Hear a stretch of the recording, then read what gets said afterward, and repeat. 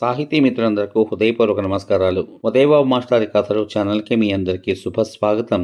ఈ రోజు మనం ఈ కార్యక్రమంలో కాల ప్రవాహంలో తనకంటూ ఒక ప్రత్యేకమైనటువంటి స్థానాన్ని అటు వృత్తిపరంగాను ఇటు ప్రవృత్తి పరంగాను ఏర్పరచుకుని సాహిత్యమే నిర్విరామ సేద్యంగా అనుసరించేటువంటి ఎంతో మంది గొప్ప రచయితలు ఉన్నారు.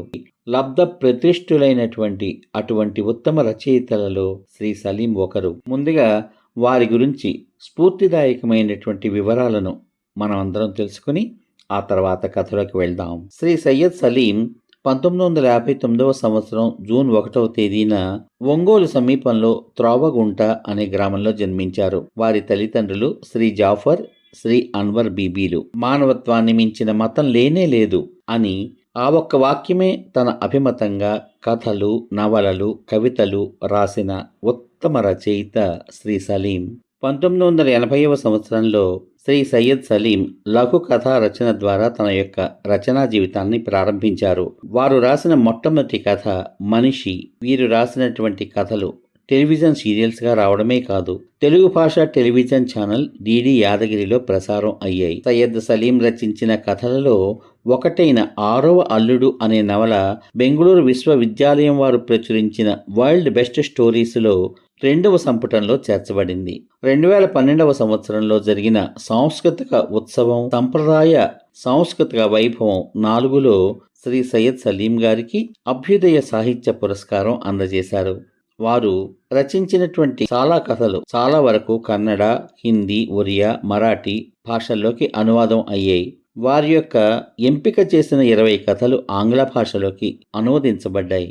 శ్రీ సలీం తన విద్యార్థి దశలోనే కవిత్వంతో ప్రయోగాలు చేయడం ప్రారంభించి క్రమంగా కథానికలు, నవలలు, బాల సాహిత్యం వైపు మళ్లారు. వారి యొక్క రచనలు ఇప్పుడు 3 కవితా సంకలనాలు, 12 సంపుటాలలో 320కి పైగా కథానికలు, 38 నవలల వరకు విస్తరించి ఉన్నాయి. తద్వారా ఆయన తెలుగు భాషలో అత్యంత ఫలమైన సాహిత్యవేత్తలలో ఒకరుగా నిలిచారు. ఆయన కాల్పనిక సాహిత్యం కులము, లింగము, మతము, గిరిజన స్థానభ్రంశము, వైద్య దోపిడీ వంటి అసౌకర్యకరమైన సత్యాలను ఎదుర్కొంటుంది. వారి కలం నుంచి జాలువారిన HIV, ఎయిడ్స్ రోగుల చుట్టూ ఉన్న కళంకాన్ని సున్నితంగా పరిశీలించినందులకు కాలుతున్న పూలతోట అనే ఒక నవల మార్గదర్శక నవలగా పరిగణించబడుతోంది. దీనికి గాను ఆయనకు 2010వ సంవత్సరంలో కేంద్ర సాహిత్య అకాడమీ అవార్డు, అలాగే దీని హిందీ అనువాదమైన నయీ ఇమారత్ కే ఖందార్కు జాతీయ మానవ హక్కుల కమిషన్ అవార్డు లభించాయి. అటువంటి అత్యుత్తమ సాహితీమూర్తిని నా ఛానల్ ద్వారా పరిచయం చేసుకోవడం, వారి కథలను నా ఛానల్లో నేను చదువుకోవడం కేవలం నేను నేర్చుకోవడమే కాదు, మీ అందరికీ ఆయన సాహిత్యాన్ని వినిపించాలనేటువంటి అభిలాష, సాహిత్యం పట్ల ఉన్న ఆరాధన. అటువంటి ఉత్తమ సాహితీమూర్తి యొక్క కలం నుంచి జాలువారిన మాయజలతారు అనే కథల సంపుటి నుండి ఈరోజు మనం మొదటి కథ కళ తప్పుతోంది అనే కథ విందాం. ఈసారి ఏం నాటకం వేద్దాం? ఆ గదిలో సమావేశమై ఉన్న మిగతా వారి వైపు చూస్తూ అన్నాడు సత్యమూర్తి. అతనికి 45 ఏళ్ల వయసు ఉంటుంది. స్ఫురద్రూపం, ఒత్తుగా పెరిగిన జుట్టు, నుదుట బొట్టు. దానికి సమాధానం చెప్పకుండా, ఈరోజు హాట్ న్యూస్ ఏమిటో తెలుసా? కోల్కతాలో నాటక ప్రదర్శనకు టికెట్లు బ్లాకులో కొంటున్నారట. మనకు ఆ రోజులు ఎప్పుడొస్తాయో అన్నాడు సాయి.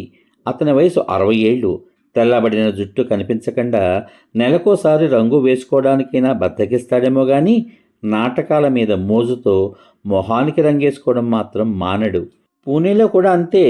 మరాఠీ నాటకాలంటే అక్కడి ప్రజలకు చాలా ఇష్టం. మన తెలుగు వాళ్లే ఉచితంగా చూపిస్తామన్నా కన్నెత్తి చూడరు. వీళ్ల కోసం మనం ఎందుకు తాపత్రయపడుతున్నామో నాకు అర్థం కావడం లేదు అన్నాడు ప్రసాద్. అతనికి 25 ఏళ్లుంటాయి. నాటకాల కోసం సత్యమూర్తి వాళ్లతో జట్టు కట్టి 3 ఏళ్లు. అప్పటి వరకు ఏదో ఆలోచనలో మునిగి ఉన్న రఫీ వెంటనే స్పందిస్తూ, చావు బతుకుల్లో ఉన్న నాటకాన్ని రక్షించుకోవాలనే కదా మనం సత్య కళానికేతన్ స్థాపించింది. సినిమాల, టీవీల ఆకర్షణ నుంచి ప్రేక్షకుల్ని నాటకం వైపు మరలించడం అంత తేలికైన విషయం కాదు. గత కొన్నేళ్లుగా మనం చేస్తున్న ప్రయత్నం అదే. పోయినసారి కన్యాశుల్కం నాటకం వేసినప్పుడు ప్రేక్షకులు బాగానే వచ్చారు. మనం టికెట్ 10 రూపాయలు పెట్టినా కొనుక్కుని మరీ చూశారు. ఇది శుభ పరిణామం అని అనుకుంటున్నాను అన్నాడు. ప్రసాద్ పెద్దగా నవ్వాడు. దానికి కారణం చెప్పనా? మధురవాణిగా వేసిన సునైన. 100 రూపాయలు పెట్టి సినిమా చూడడం కన్నా 10 రూపాయలు పెట్టి సునైన సౌందర్యం చూడొచ్చని పోటీ పడ్డారు. ఎప్పుడు చూసినా నెగిటివ్గానే ఆలోచిస్తావెందుకు? డార్కర్ సైడ్ చూడడం మానవా? ఎందుకు అలా అనుకుంటావు? కన్యాశుల్కం నాటకంలోని గొప్పతనం అది. ఎన్నేళ్లు గడిచినా ఆ నాటకం ప్రేక్షకుల్ని సమ్మోహన పరుస్తూనే ఉంటుంది అన్నాడు రఫీ. ఇంతకీ నా ప్రశ్నకు బదులివ్వలేదు అన్నాడు సత్యమూర్తి. నేను ఇందాక నుంచి ఆ విషయం ఆలోచిస్తున్నా.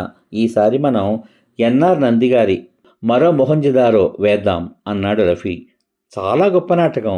మానవుల్లోని అంతరంగ వైరుధ్యాలని విశ్లేషించిన తీరు అద్భుతం. డబ్బు వ్యామోహంలో మనిషి కోల్పోతున్న నైతిక విలువల పరాకాష్ఠను కళ్లకు కట్టిన నాటకం అన్నాడు సత్యమూర్తి. ఆ నెల చివరి ఆదివారం మరో మొహంజదారో నాటకం వెయ్యాలన్న నిర్ణయం జరిగిపోయింది. ఎప్పటికి మళ్ళీ రిహార్సల్స్ సాయి వాళ్ళ ఇంట్లోనే మొదలెట్టారు. చాలా పెద్ద ఇల్లు. సాయికి వాళ్ళ నాన్న నుంచి సంక్రమించిన ఆస్తిలో అతను మిగిల్చుకున్నది ఇదొక్కటే.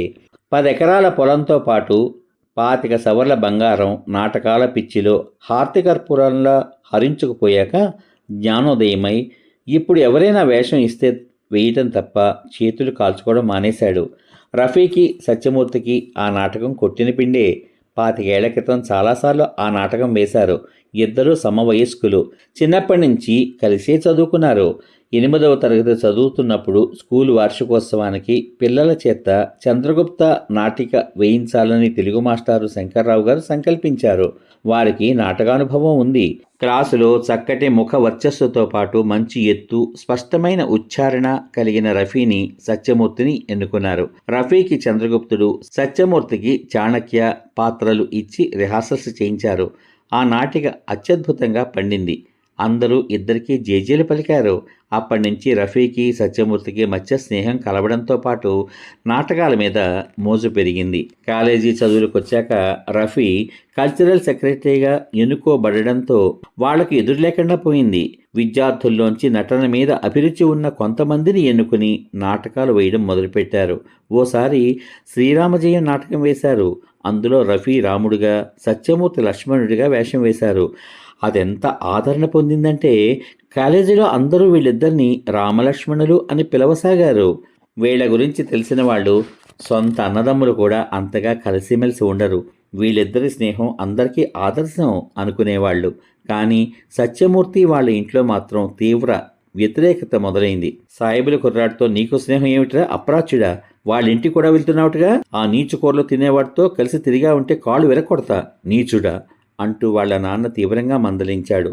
వాడి తిండి వాడిష్టం నాన్న. అది మా స్నేహానికి ఏమాత్రం అడ్డు కాదు. రఫీ నా ప్రాణ స్నేహితుడు. మీరేం చేసినా సరే వాడి స్నేహాన్ని మాత్రం వదులుకోను అంటూ వాళ్ళ నాన్నకు ఎదురు తిరిగాడు సత్యమూర్తి. ఇద్దరు చదువు మీద కన్నా నాటకాలు ఆడటం మీదే ఎక్కువ శ్రద్ధ పెట్టడం వల్ల బొటాబొటీ మార్కులతో డిగ్రీ గట్టెక్కారు.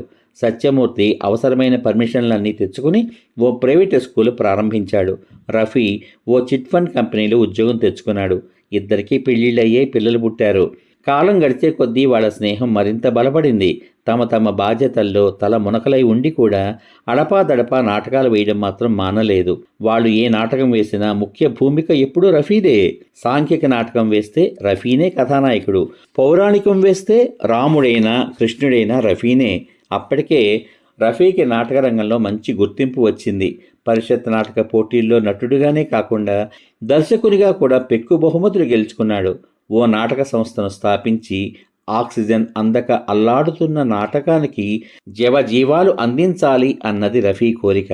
5 ఏళ్ల క్రితం ఇదే విషయమై సత్యమూర్తితో సంప్రదింపులు జరిపి సత్యకళానికేతన్ అనే నాటక సంస్థను స్థాపించాడు. అప్పటికే నాటకాల్లో తలపండిపోయిన సాయి కృష్ణని తమతో చేర్చుకున్నాడు. సాయి తాగుతాడు. అయినా స్టేజి మీదకి వచ్చాడంటే తనకిచ్చిన పాత్రలో చెలరేగిపోతాడు. అతడు వయసులో ఉన్న రోజుల్లో కృష్ణరాయబారం నాటకంలో కృష్ణుడిగా వేస్తూ చెల్లియో చెల్లకో పద్యం ఎత్తుకున్నాడంటే హాలు ఈలలతో మార్బ్రోగిపోయేది. నాటకం అవసాన దశకు చేరుకునే క్రమంలోనే అతడు మద్యానికి బానిసవుతూ వచ్చాడు. అతనంటే చాలా గౌరవం రఫీకి. తన ఆఫీసులో పనిచేసే ప్రసాద్కి నటన మీద ఆసక్తి ఉందని గ్రహించి అతన్ని తమ సంస్థలో సభ్యుని చేసుకున్నాడు. స్త్రీ పాత్రలు వేయగల వాళ్ల కోసం వెతుకుతున్న సమయంలో సునైన తారసపడింది. ఆమె అసలు పేరు సురేఖ. 18 ఏళ్లకే ఒకడిని నమ్మి వాడితో వచ్చేసింది. ఓ బాబు పుట్టాక వాడు నట్టేట్లో ముంచి పత్తా లేకుండా పోయాడు. బట్టల షాపులో పనికి కుదురుకుని పిల్లాడిని పోషించుకుంటోంది. చిట్టి కట్టడానికి ఆఫీస్కి వచ్చినప్పుడు రఫీ కంటబడిందామె. తేట నీటి కొలనుల్లాంటి విశాలమైన కళ్ళు, విల్లులా వంగిన పొందికైన పెదవులు చూడగానే ఆమె తమ నాటకాల్లో స్త్రీ పాత్రలు వేస్తే చాలా బాగుంటుంది అనుకున్నాడు. 2 నెలలు ఆమె వెంటపడి బ్రతిమాలి బామాలి చివరికి ఆమెను ఒప్పించగలిగాడు. ఆమెకు నటనలో మెలకువలు నేర్పడానికి చాలా కష్టపడ్డాడు. స్టేజి మీద ఆమె పేరుని సునయనగా మార్చింది అతనే. వృత్తి కన్నా ప్రవృత్తి ముఖ్యమని అతని నమ్మకం. సత్యమూర్తి నమ్మకం కూడా అదే. అప్పటి నుంచి క్రమం తప్పకుండా నాటకాలు వేయడం మొదలుపెట్టారు. మొదట్లో టికెట్ లేకుండానే ప్రదర్శనలు ఇచ్చేవారు. దానివల్ల ఆర్థికంగా భారం పడుతుందని గ్రహించి 25 రూపాయలు టికెట్ పెట్టారు. హాలు ఖాళీగా విక్రించింది. చివరికి 10 రూపాయల టికెట్ పెట్టి కన్యాశుల్కం, మరో మొహంజదారో లాంటి నాటకాలు వేశారు. ప్రజల నుంచి మంచి ప్రోత్సాహం లభించింది. ప్రస్తుతం ఇద్దరికీ 45 ఏళ్లు దాటాయి. సంసార బాధ్యతల నుంచి కొంత వెసులుబాటు దొరికింది. అందుకే ప్రతి నెల ఓ నాటకం చొప్పున వేయడం మొదలుపెట్టారు. ఆత్రేయ రాసిన ఎన్జీఓ, భయం, ఆర్వి చలన్ రాసిన ఇది నాటకం కాదు ప్రదర్శనలో ప్రేక్షకులను కూడా పాత్రధారులుగా ప్రవేశపెట్టే అనిశెట్టి రాసిన నాటకం గాలిమేడలు, డివి నరసరాజు గారి వీలునామా, మోదుకూరు జాన్సన్ గారి నటనాలయం, ఎల్బి శ్రీరామ్ రాసిన పంచతంత్రం. ఒకటేమిటి, ఒకప్పుడు ప్రజాదరణ పొందిన ప్రతి సాంఘిక నాటకాన్ని ప్రదర్శించగలిగారు. మరో మొహంజదారో ప్రదర్శన విజయవంతంగా ముగిసింది. పరంధామయ్య పాత్రని రఫీ వేశాడు. మధ్యతరగతి అవకాశవాద, అసహాయ మనస్తత్వానికి నిలువెత్తు ప్రతీక అయిన ఆ పాత్రని రఫీ అమోఘంగా పోషించాడు.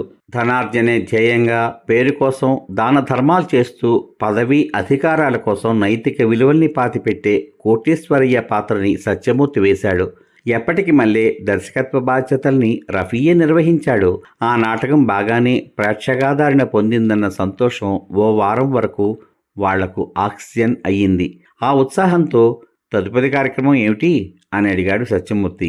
ఈసారి పౌరాణికం ఏదైనా వేద్దాం. పద్య నాటకాలు మరుగున పడిపోతున్నాయి కదా, వాటికి ప్రాణం పోయాలి కదా.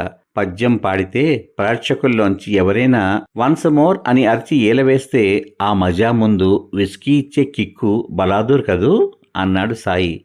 యవ్వనంలో ఉన్నప్పుడు నాటకాల మీద మోజు కాస్త సినిమాల మీదకి మళ్ళీ ఆస్తుల్ని అమ్ముకుని సినిమా వాళ్ల చుట్టూ తిరిగి బికారిగా మారినా ఆ పిచ్చి మాత్రం ఇంకా అతన్ని వదలలేదు. ఇప్పటికీ ఏ దర్శకుడో పిలిచి సినిమా అవకాశం ఇస్తాడు అని ఆస్తూనే ఎదురుచూస్తూ ఉంటాడు. సాంఘిక నాటకాలే చూడడం లేదు. పౌరాణికం ఎవరు చూస్తాడు ఈ రోజుల్లో? మీరు పద్యం అందుకోగానే లేచి పారిపోతారు. అటువంటి సినిమాలు కూడా పెద్ద ఎన్టీఆర్తోనే పోయాయిగా, ఇప్పుడెవరూ తీయడానికి సాహసించడం లేదు అన్నాడు ప్రసాద్. నిజమే, మేము నాటకాలు వేయడం మొదలెట్టిన కొత్తలో కొన్ని పౌరాణికాలు వేశాం. ప్రజలు బాగానే ఆదరించేవాళ్ళు. ఇప్పుడు ప్రసాద్ చెప్పినట్టు ప్రేక్షకుల్లో మార్పు వచ్చింది. ఎవరూ చూడరు అన్నాడు సత్యమూర్తి. నేను మీ అభిప్రాయాలతో ఏకీభవించను. ఎప్పటికైనా పౌరాణికాలు నాటకానికి రత్న ఖచ్చిత మణి కిరీటాలే. ఎప్పటి రామాయణం ఇప్పటికీ దాన్ని తమ కోణంలో చెప్పడానికి ప్రయత్నిస్తున్న రచయితలు ఎంతోమంది ఉన్నారు. పౌరాణికాల గ్రామర్ అలాంటిది అన్నాడు రఫీ. సరే, ఏ నాటకం వేద్దాం అని అడిగాడు సాయి. శ్రీరామ వనవాసం వేద్దాం. నేను సత్యమూర్తి ఈ నాటకాన్ని ఉద్యోగాల్లో చేరకముందు చాలాసార్లు వేశాం. అవును కదూ సత్యమూర్తి అంటూ సత్యమూర్తి వైపు చూశాడు రఫీ. సత్యమూర్తి ముభావంగా ఉండడం అతన్ని ఆశ్చర్యానికి గురిచేసింది. ఆ నాటకం పేరు వినగానే ఎగిరి గంతేస్తాడనుకున్నాడు. అందులో లక్ష్మణుని పాత్రకు చాలా ప్రాధాన్యం ఉంది.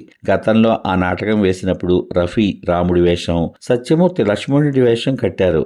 ఏమిటి మాట్లాడావు? అది కాకుండా వేరే ఏదైనా వేద్దామని ఆలోచిస్తున్నావా అన్నాడు రఫీ. లేదు, శ్రీరామ వనవాసం బాగానే ఉంటుంది. ప్రేక్షకులకి నచ్చే హంగులన్నీ ఉన్నాయి. నేను లక్ష్మణుడి వేషం వేస్తాను, కానీ రాముడి వేషం కట్టేదెవరు అని ఆలోచిస్తున్నాను అన్నాడు. రఫీకి అతని ఆంతర్యం ఏమిటో అర్థం కాలేదు. ఆ రోజుల్లో రాముడి వేషం వేసింది నేనేగా, ఇప్పుడు నేనే వేస్తాను అన్నాడు రఫీ. సత్యమూర్తి కొన్ని క్షణాలు మౌనంగా మాట్లాడకుండా కూర్చున్నాడు. అతని మౌనం రఫీలో అసహనాన్ని కలిగించింది. అంటే నీ ఉద్దేశంలో రాముడి వేషానికి నేను పనికిరాననా? అన్నాడు అనుమానంగా సత్యమూర్తి వైపు చూస్తూ. నువ్వు పనికిరావని అనడం లేదు, కానీ ప్రజలు ఎలా రిసీవ్ చేసుకుంటారో అని. అర్థమయ్యేలా చెప్పు. మనం యవ్వనంలో ఉన్నప్పుడు నాటకాన్ని ఎంత బాగా రిసీవ్ చేసుకున్నారో గుర్తులేదా? పరిషత్ పోటీలో నాకు బహుమతి కూడా వచ్చింది. ఇప్పుడు అలానే ఆదరిస్తారు అన్నాడు రఫీ. ఆ రోజులు వేరు. ఇప్పుడు పరిస్థితులు చాలా మారాయి రఫీ. నువ్వు రాముడిగా వేషం కడితే మా వాళ్ళు ఒప్పుకోరు, గొడవలు జరుగుతాయి అన్నాడు సత్యమూర్తి. ఎందుకు జరుగుతాయి? నేను రాముడి వేషానికి బాగా సరిపోతానని నువ్వు చాలాసార్లు అన్నావు, గుర్తుందా? నా మొహమేమీ మారలేదే. కొద్దిగా ఒళ్ళు చేశాను అంతే. డైలాగులు స్పష్టంగా పలుకుతాను, పద్యాలు రాగయుక్తంగా పాడతాను. నేను తప్పకుండా న్యాయం చేస్తాను సత్య అన్నాడు రఫీ. నీ ప్రతిభ మీద నాకు నమ్మకం ఉంది రఫీ, కానీ ఏమిటో సూటిగా చెప్పు. ఒక ముస్లిం రాముడి వేషం వేయడాన్ని మా హిందువులు ఒప్పుకోరు. సత్యమూర్తి చెప్పింది వినగానే అతను తుపాకీతో తన గుండెల్లో కాల్చినంతగా విలవిల్లాడిపోయాడు రఫీ. సత్యమూర్తిలో గత 3 ఏళ్లుగా వస్తున్న మార్పుల్ని అతడు గమనించకపోలేదు. ఒకప్పుడు తరచూ తన కోసం ఇంటికి వచ్చే సత్యమూర్తి ఈ మధ్య రావడం పూర్తిగా మానేశాడు. ఒకప్పటి అతని పలకరింపులో ఆప్యాయత నిండి ఉండేది. ఇప్పుడు అందులో ఏదో అపశృతి, తప్పనిసరి పలకరిస్తున్నట్లు. నాటక సమాజంలోని కొంతమంది తనని హెచ్చరించారు కూడా. సత్యమూర్తి తన వర్గం వాళ్ళు ఏర్పాటు చేసిన సంఘంలో క్రియాశీలక పాత్ర పోషిస్తున్నాడని. అదేమీ తనకి తప్పుగా అనిపించలేదు. అందరినీ తన వాళ్ళు అని అనుకోకుండా కొంతమందినే తన వాళ్ళు అనుకుంటే మిగతా వాళ్ళు పరాయి వాళ్ళు అయిపోరా? అతనిలో పరమత అసహనం బాగా పెరిగిపోయింది చూడు అన్నారు కొందరు. అవన్నీ నిర్హేతుకమైన అభియోగాలుగా కొట్టిపాడేశాడు తను. కానీ ఇప్పుడు సత్యమూర్తి నిజస్వరూపం అనేక కోరలతో, కొమ్ములతో వికృతంగా బయటపడుతోంది అనిపించింది రఫీకి. గుండెల్ని చిక్కబట్టుకుని వేషం వేయడానికి కావాల్సింది మంచి ఆహార్యం, చక్కని నటన, వాక్పటిమ. ఇవేగా. నటించేవాడి మతంతో ఏం పని? ఇంతకీ ఒప్పుకోనిది హిందువులా లేక నువ్వా అని అడిగాడు. అప్పటికే అతని కళ్ళు అశ్రుపూరితాలయ్యాయి. అర్థం లేకుండా మాట్లాడకు. నాకేం అభ్యంతరం ఉంటుంది? సమాజంలో ఎంత మార్పు వచ్చిందో గమనించడం లేదా? ఏ మతానికి ఆ మతం దుర్భేద్యమైన కంచుకోటలా మారుతున్న కాలం ఇది. జవసత్వాలు కూడగట్టుకుని తన వాళ్ళని సమీకరించుకుని తన ప్రత్యేకమైన ఉనికిని చాటుకునే ప్రయత్నం ప్రతి మతము చేస్తోంది ఇప్పుడు. రాముడి వేషం కట్టడానికి మన హిందువుల్లో నీకు నటులే దొరకలేదా అని నన్ను నిలదీస్తే నన్నేం సమాధానం చెప్పమంటావు అన్నాడు సత్యమూర్తి. అతని గొంతులో ధ్వనించిన కోపం రఫీ ధ్యాసని దాటిపోలేదు. అసలు ఆ ఆలోచన వాళ్ళకెందుకు వస్తుంది? హిందువులు భక్తితో పూజించే పవిత్రమూర్తి రాముడి వేషాన్ని మాంసాహారం తినే ఓ ముస్లిం వేయడాన్ని వాళ్ళు జీర్ణించుకోలేరు అన్నాడు ప్రసాద్. ఎవ్వరూ మాట్లాడకపోవడం చూసి మళ్ళీ అతనే అన్నాడు. సత్యమూర్తి గారు చెప్పింది అక్షరాల నిజం. ఒకప్పటి సత్యకాలం రోజులు కావివి. గొడ్డు మాంసం ఇంట్లో ఉందేమోననే అనుమానంతో మనుషుల్ని తెగ నరుకుతున్న రోజులు. కొన్ని రాష్ట్రాల్లో గొడ్డు మాంసం తినడాన్ని శిక్షార్హమైన నేరంగా పరిగణిస్తున్న దేశం మనది. రాముడి వేషాన్ని ఓ ముస్లిం చేత వేయిస్తే తలలు తెగిపడినా ఆశ్చర్యపోనక్కర్లేదు. హిందువుల్లో మాంసాహారులు ఎంతమంది లేరు? ఆ రకంగా ఆలోచిస్తే రాముడు క్షత్రియుడు కాబట్టి అతను మాంసాహారే. వాల్మీకి రామాయణంలో రాముడు మాంసం తినేవాడని చెప్పే శ్లోకాలు ఉన్నాయట కదా అన్నాడు సాయి. రాముడు మాంసాహార శాకాహార అనే చర్చ ప్రస్తుతం అనవసరం. అయినా సందర్భం వచ్చింది కాబట్టి చెప్తున్నాను. వాల్మీకి రామాయణంలో ఆమిషం అనే పదం ఉంది. దాని అర్థం మాంసం అని కొంతమంది వాదన. ఆమిషం అంటే చాలా అర్థాలున్నాయి. రాజ్యం అన్న అర్థం కూడా వస్తుంది. రంగనాథస్వామి గుళ్ళో దేవుడికి మామిడి పళ్ళు సమర్పించేటప్పుడు ఆమ్ర మాంసఖండ సమర్పయామి అంటారు. అక్కడ మాంసఖండం అంటే అర్థం పండులో ఉండే కండ అని. రఫీ మాంసాహారి కాబట్టి పనికిరాడు అనడం లేదు. అతడు ముస్లిం కాబట్టి హిందూ దేవుళ్ల పాత్రలు వేయడానికి అర్హుడు కాదు అంటున్నాను అన్నాడు సత్యమూర్తి. రఫీ అతని వైపు నమ్మలేనట్లు చూసి, సత్య, నువ్వేనా ఈ మాట అంటున్నది అన్నాడు. ఎంత ఆపుకుందామనుకున్నా అతనికి ఏడుపు ఆగడం లేదు. సత్యమూర్తి లేచి నిలబడి, ఈ మాట అంటున్నది నేను కాదు, ప్రతి హిందువు అంటున్నాడు అంటున్నాను. అయినా హిందీ దేవుళ్ల పాత్ర వేయడానికి హిందూ నటులే కరువయ్యారా? రాముడి వేషం హిందువే వెయ్యాలి. ఎవరూ దొరకకపోతే ఆ వేషం నేనే వేస్తాను అంటూ విసవిస బయటికి వెళ్ళిపోయాడు. రఫీ శిలా ప్రతిమలా కూర్చుండిపోయాడు. తను విన్నది నిజమేనా? ఈ మాటలు మాట్లాడింది తన బాల్యమిత్రుడు సత్యమూర్తేనా? ఇన్నేళ్ల స్నేహం ఏమైపోయింది? ఇన్నాళ్లకు నేను ముస్లింలని గుర్తుకొచ్చిందా అంటూ మథనపడసాగాడు. సూర్యాస్తమయం కావడం వల్ల గదంతా మెల్లగా చీకటి అలుముకోసాగింది. స్నేహం వేరు, దేవుడు వేరు. ఆ రెండింటినీ కలుపుతారెందుకు? మీరిద్దరూ స్నేహితులైనంత మాత్రాన ఆయన దేవుడు మీ దేవుడు అయిపోడుగా. సత్యమూర్తి గారు ఓ కఠినమైన వాస్తవాన్ని చెప్పారు. మనకి నచ్చినా నచ్చకున్నా వాస్తవం మారిపోదుగా. రాముడి వేషం నేను వేయగలను. దానికోసం మా మతం కాని వ్యక్తి మీద ఆధారపడాల్సినంత కర్మ మా హిందువులకు పట్టలేదు అంటూ ప్రసాద్ కూడా లేచి వెళ్ళిపోయాడు. మా రోజుల్లో నటులు రాముడి వేషం కట్టినా కృష్ణుడి వేషం కట్టినా వాళ్ళ అభినయాన్ని చూసి ప్రజలు జేజేలు కొట్టేవాళ్ళు తప్ప వాళ్ళ సామాజిక నేపథ్యాన్ని పట్టించుకునేవాళ్ళు కాదు. ఇన్నాళ్ళు కళాకారులకు కులం, మతం, ప్రాంతం అంటూ ఉండవని, వాళ్ళు సమస్త లోకహితం కోరే కళల్ని సాధన చేసేవాళ్ళని నమ్మేవాణ్ణి. నిజమే, రోజులు మారిపోయాయి. కళలకు కులం బూజు అంటుకుంటోంది. ప్రాంతీయ చీడ పట్టుకుంటోంది. మతం చెదపురుగులా మారి అడ్డుపడడంలో ఆశ్చర్యం ఏముంది అంటూ గొణుక్కున్నాడు సాయి. లలిత కళలు బంగారమని, వాటికెప్పుడు తుప్పు పట్టదని అనుకునేవాణ్ణి సాయి గారు. నా అంచనా తప్పింది అన్నాడు కళ్ళు తుడుచుకుంటూ రఫీ. లేదు, నీ ఆలోచన సరి అయింది. తుప్పు పట్టింది కళలకు కాదు, కొంతమంది కళాకారులకు అన్నాడు సాయి లేచి లైట్ వెలిగిస్తూ. సమాప్తం. ఇంతవరకు మీరు కేంద్ర సాహిత్య అకాడమీ బహుమతి గ్రహీత, ఉత్తమ సాహితీవేత్త, ఉత్తమ నవలాకారుడు, నిత్య సాహిత్య కృషీవలుడు శ్రీ సలీం గారి యొక్క కథ కళ తప్పుతోంది అనే కథ విన్నారు.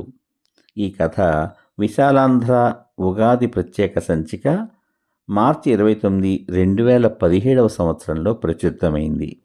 ప్రస్తుత సమాజ వాతావరణానికి దర్పణంలా ఉన్న ఈ కథను శ్రీ సలీం గారు దాదాపు 9 సంవత్సరాల కింద ఎంతో దూరదృష్టితో రాశారు అని అనిపిస్తోంది. ఎంత బాగుంది ఈ కథ. వారు చెప్పినట్టుగా ఈ మొత్తం కథలో ఆణిముత్యం లాంటి వాక్యం, ఇన్నాళ్ళు కళాకారులకు కులం, మతం, ప్రాంతం అంటూ ఉండవని, వాళ్ళు సమస్త లోకహితం కోసం కళల్ని సాధన చేసేవాళ్ళని నమ్మేవాడిని అన్న వాక్యమే ఈ మొత్తం కథకు ప్రాణాధారం. ఎంత బాగుందో కదా. ఈ సార్వత్రిక జనీన సూత్రాన్ని భారతీయులందరమూ కూడా అన్వయించుకుంటే మన సమాజం నిజంగా సమసమాజంగా, ఆదర్శ సమాజంగా మారుతుంది అనడంలో ఎటువంటి సందేహమూ లేదు. అయితే చివరిలో సాయి చెప్పినట్లుగా తుప్పు పట్టింది కళలకు కాదు, కొంతమంది కళాకారులకు. కళాకారులకే కాదు, ఈనాడు భారతదేశంలో ఉన్నటువంటి ఎన్నో కులాలు, మతాలు, ప్రాంతాలు వాటి వారీగానే విడిపోవడం అనేటువంటిది మనం ఈనాడు చూస్తున్న పచ్చి నిజం.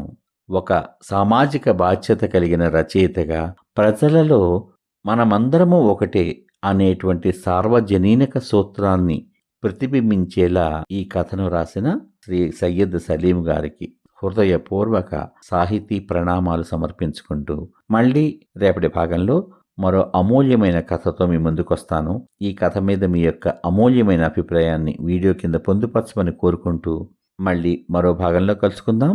అంతవరకు సర్వే జనా సుఖినో భవంతు. శుభమస్తు. స్వస్తి.